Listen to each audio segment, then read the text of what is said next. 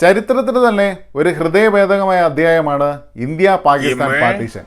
എന്നാൽ രണ്ട് സുഹൃത്തുക്കളുടെ കഥ പറഞ്ഞുകൊണ്ട് ഗൂഗിൾ ഇന്ത്യ ഒരു പരസ്യം കൊടുത്തു.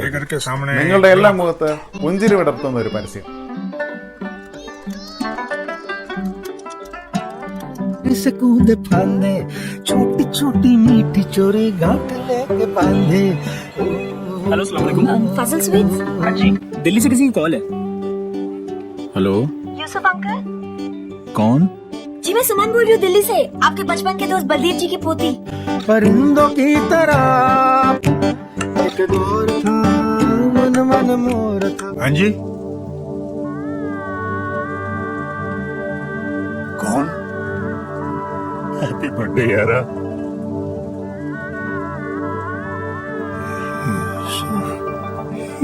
ओए ओए